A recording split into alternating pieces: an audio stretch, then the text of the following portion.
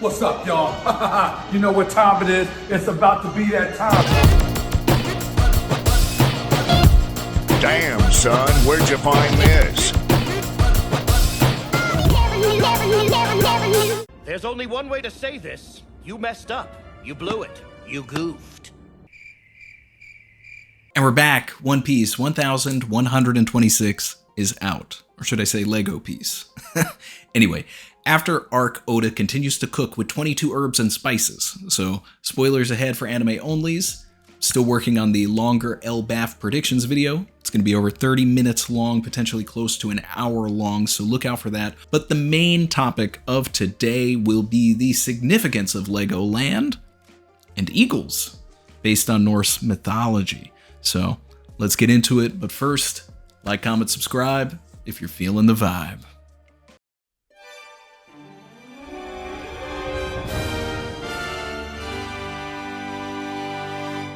Welcome to Lego Piece. Instead of going to Elbaff, it would appear that Nami is in Legoland. But what if this is Elbaff or Legobaff? I know we've already seen Elbaff and it doesn't look anything like this, but stay with me. Traditionally, Vikings hailed primarily from Denmark, Sweden, and Norway. The Danes were the Vikings from Denmark, and the Norse were the Vikings from Norway. Lego is a Danish company, so this could be Oda making a meta-commentary on one of the premier exports of modern-day Denmark. Elbaff will likely be split into multiple sections. We'll either see a representation of the 9 realms from Norse mythology, or the lands could be separated by the 3 gigantic roots of the world tree, Yggdrasil, meaning where Nami is right now could likely be the, quote, Danish side of Elbaff, and what we've seen from Dory, Brogi, and the rest is the Norway side. Another option is that it has a Pokeball style look to it, just as Punk Hazard did with the tree in the center and the 2 sides, but we're going to really retread that. I'm expecting more than 2 distinct areas of this island. In the video coming out soon, I'll get into my expected thoughts on different class structures in Elbaff based on the myths, but today will be more of a SparkNotes TED Talk of everything. One major thing that I want to focus on today is the eagle-shaped crest in the Lego home that Nami finds herself in. One of my big thoughts on Elbaff is that we will see someone with an eagle fruit. And Oda has wasted no time to feed the agenda. There are so many Norse myths that involve characters turning into eagles that it really could be anyone, but I have 3 options, 2 based on myths, 1 that would be Oda flipping the expectations. First, Thiazi, which is a deeper cut story from the Prose Edda and the Poetic Edda, but might be my favorite one of all. Thiazi was a trickster who could take the form of an eagle and nearly killed all of the Aesir Norse gods without lifting a finger. Okay, he unleashed a spell that caused all food to stay raw underneath an open flame, meaning no one could cook. The gods asked him to release the spell so they could cook, and he agreed under one condition: for them to give him Eden, I-D-U-N, sometimes I-D-U-N-N, more often pronounced like Ethan rather than like the Garden of Eden. Anyway, she was the keeper of the golden apples that allowed the gods their immortality. Without the apples, they all started to age and would have succumbed to old age if Loki didn't intervene and kill Thiazi to get Eden back. If a placeholder for Thiazi was in One Piece, he could be a great main, secondary, or introductory antagonist of the arc. Much like Giola's art Devil Fruit, maybe what we're seeing here is a paramecia that turns everything into Legos, or like Mont Door's fruit, someone who can send you into a Lego dimension. But most likely, this is just how things are built on this side of Elbaff. And the idea that we could see giants literally playing with Legos to build structures like San Juan Wolf was reorganizing Hachinosu. Someone cooked here. Yeah, we'll just put that there. Anyway, the second option for an eagle is the Allfather Odin, who on a few occasions has randomly transformed into an eagle. I'll go deep into Odin's lore in the upcoming full, all-encompassing Elbaff video, so I won't spend too much time on his Norse history, but I would prefer that Odin is actually a Void Century character and not a present-day character, in which case what we could be seeing is the royal crest of the Elbaffian gods based on Odin's past. Considering that this is likely the Danish side of Elbaff and not the Norse side, I'm iffy to say whether or not this ties at all to Odin, Loki, or Thor, which would be why someone like the Asi is more interesting to me. But considering that Loki has been hyped up for a long time, there is a chance that this is Loki's playhouse, and he either has the eagle fruit or the Lego fruit. I'll have a bunch of other fruit options rooted in myths in the longer video, but my favorite idea is actually that he's just able to manifest just about anything, kind of like what Luffy does is in his Nika form, goggles, lightning, etc. Very possible that Loki has a childlike mind, and the thing that he has manifested is Legos. And a key thing to note here is that on Dorian Brogie's ship, the Great Eric, the only Straw Hats that we can see are Robin, Frankie, Brooke, and Jinbei. Or in other words, everybody that joined post Vivi. I believe this is on purpose. And the Alabasta 6 are probably on the Danish side of Elbaff in Legoland. And the rest of the squad will dock on the Norse side, which will likely be called Jotun or Jotunheim and deal with a lower class. Anyway, I'd love it if at some point Vivi arrives, but doesn't land on the Lego side, and rather has an opportunity to get to know all of the crew members that she doesn't know.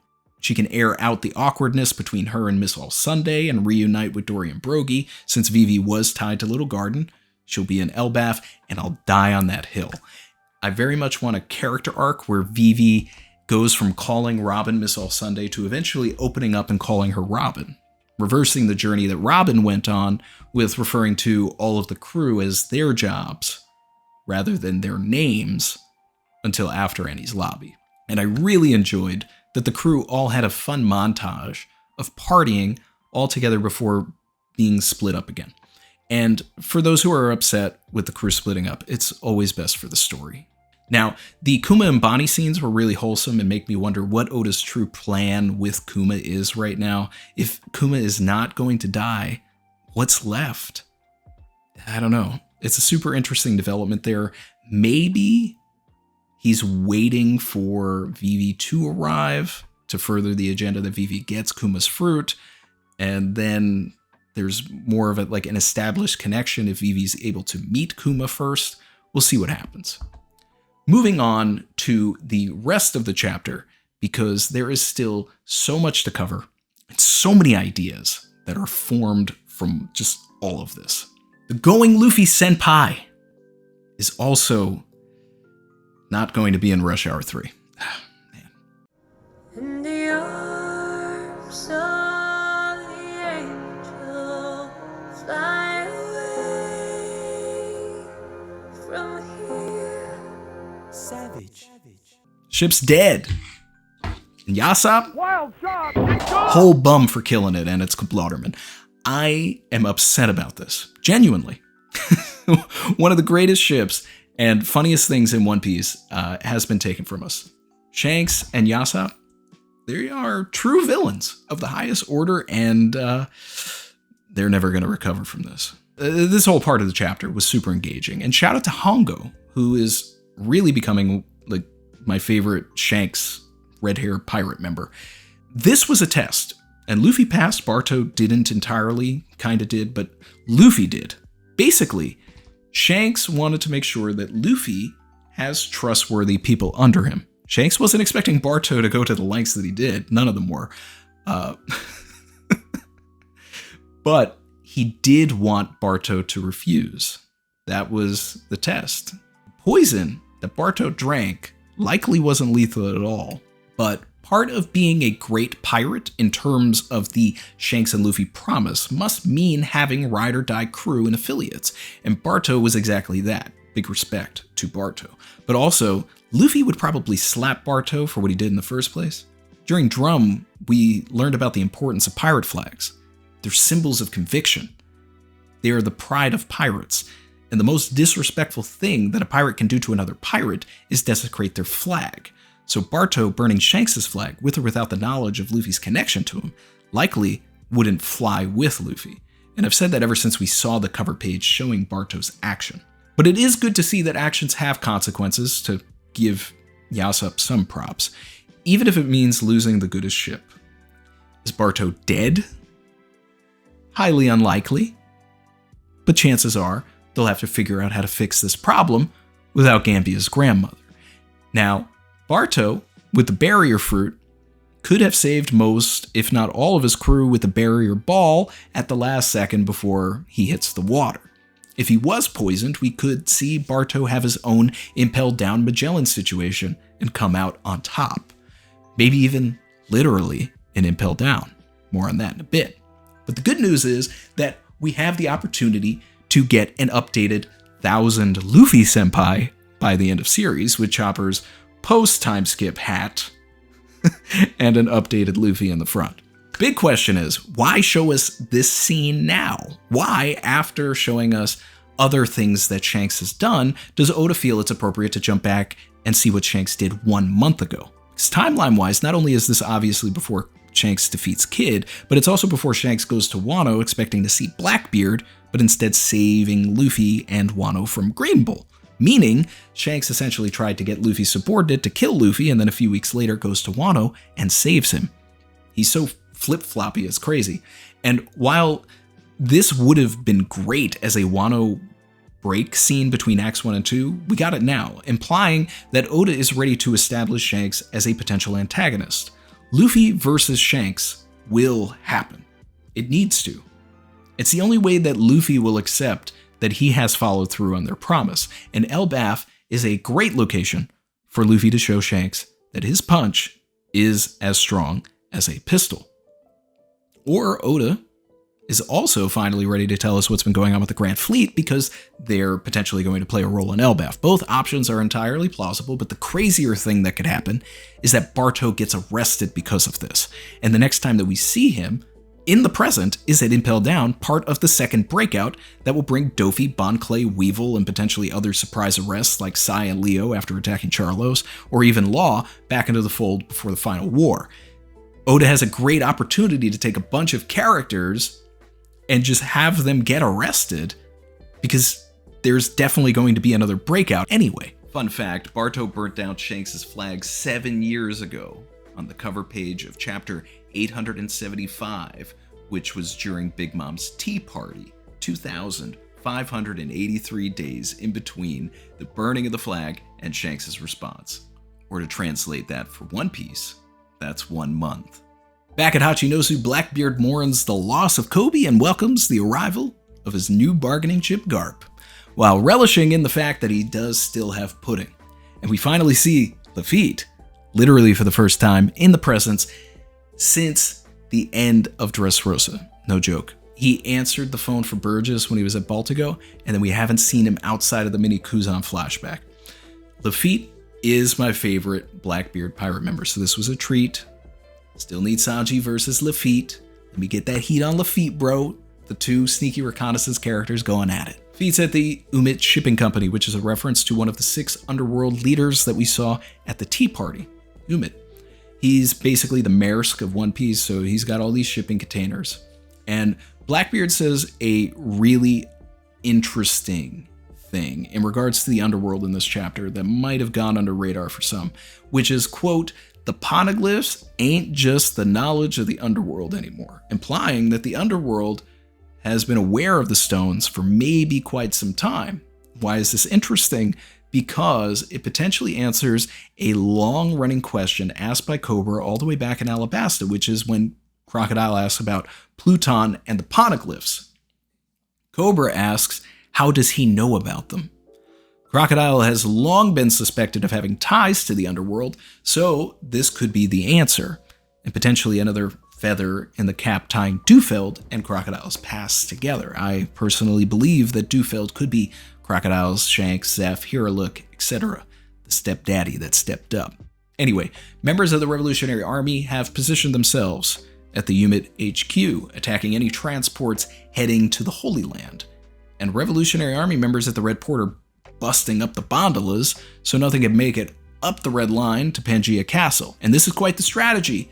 It makes me wonder if Dragon's eventual sad flashback will involve starvation like Sanji's past did, making this personal that he's trying to attack their food supply. The Red Port squad is interesting because I feel like they would just get arrested, so I'm wondering if part of Karasu stayed back and it's actually his crows that are attacking the Bondolas. Either way, Lafitte and Blackbeard don't seem to be affected by these events, meaning that they're not worried about this disrupting their plans. Lafitte can just fly up to Pangaea Castle anyway. We've seen him do it. But this does signal that Blackbeard seems more focused on the Holy Land than he is on Laugh-Tale, which has been set up for quite some time now, considering that he still wants to make Hachinosu a kingdom, a recognized state with the government. It's the whole point of having the bargaining chip in the first place. He wants the poneglyphs, but he's been talking more about making Hachinosu a kingdom than getting all of the rubbings and poneglyphs. So the order of events likely to occur is Caribou tells Big Marshal about Poseidon and Pluton, and Blackbeard, Augur, and Pizarro head to Wano. Pizarro fuses with Wano, unearths Pluton. They defeat Yamato and then warp to Fishman Island, kidnapping Shirahoshi. They go to the Holy Land, get whatever it is that they need, utilizing Devon as Saturn to open up some doors until she runs into someone like Figureland or the other Gorosei who know that Saturn is dead. Then Blackbeard, with 2 ancient weapons in hand, perhaps goes after the third. But where do Laugh-Tale and Elbaff factor in with all of that? Which is my question, because earthquakes are a big factor in Norse mythology. So I'm pretty confused right now, and I can't wait for Oda to give me some clarity. A messed up thing that I could see happening, given that Blackbeard is an opportunist, is that he'll pull up to Pangaea Castle with a large amount of food and buy the good graces of the Celestials as a trade for what he really wants, disrupting the plans that are laid out by Dragon. Because remember, Blackbeard always wins. We also got confirmation that Moria did escape Hachinosu with Perona. Now, given that Perona spent 2 years with Mihawk, I have been saying that Moria is going to join the Cross Guild. So the next time that we do see the Cross Guild, it could be the introduction of Moria into that faction. Next chapter should clarify who is on the team that is in Legoland, and I'm thinking it's the Alabasta 6. I would love that. And the person talking to Nami at the beginning is either Zoro or Usopp.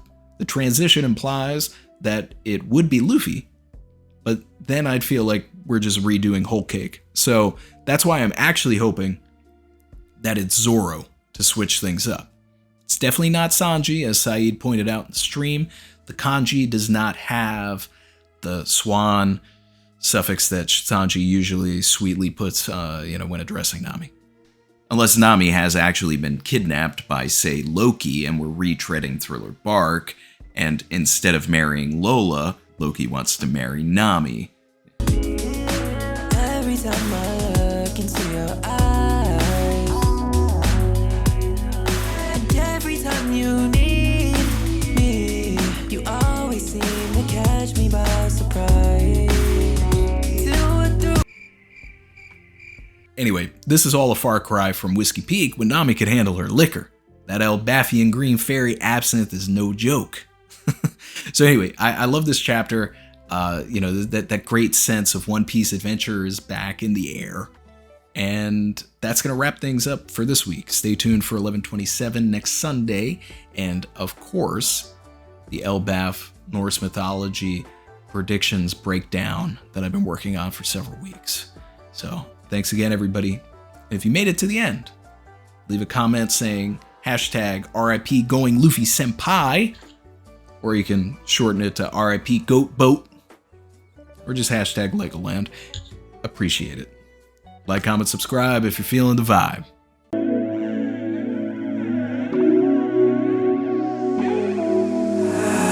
I've been swimming deep, deep. Savage.